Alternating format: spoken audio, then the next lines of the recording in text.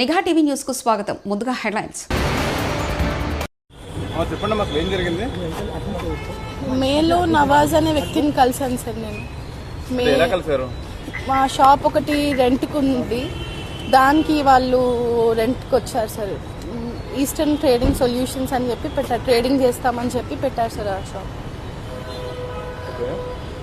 దాని తర్వాత ఫ్రీక్వెంట్గా మా ఆఫీస్ దగ్గర కూడా వచ్చేవాళ్ళు సార్ వాళ్ళు. దాని తర్వాత మళ్ళీ ఫస్ట్ వీక్లో రిసార్ట్కి తీసుకెళ్ళారు నాకు.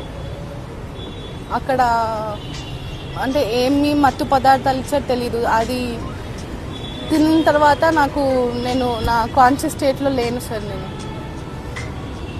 తర్వాత అలా 3 సార్లు ఒకసారి బేగంపేట్ ఫ్లాట్లో కూడా అలా చేశారు సార్. నన్ను అంటే రేప్ చేశారు సార్ వాళ్ళు. ఎవరెవరు?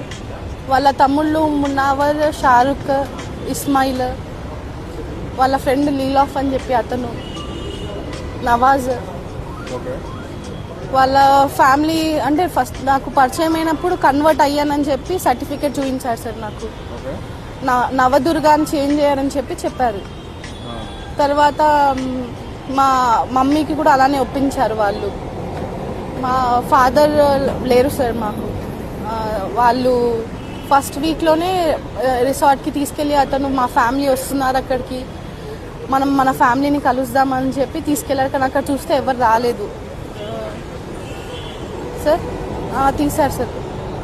అంటే ఆ రోజు నెక్స్ట్ డే మార్నింగ్ చూపించాడు నాకు, నా ఫొటోస్ చూపించి నేను నిన్ను తప్ప ఎవరిని పెళ్లి చేసుకుని నువ్వు ఏమైనా చేసుకుంటే కూడా ఇవన్నీ బయట పెడతానని చెప్పారు సార్. జూలై 28కి పెళ్లి చేసుకున్నారు సార్ కుకట్పల్లి రిజిస్టర్ ఆఫీస్లో. తర్వాత నన్ను ముస్లింలోకి మార్పించుకున్నారు సార్.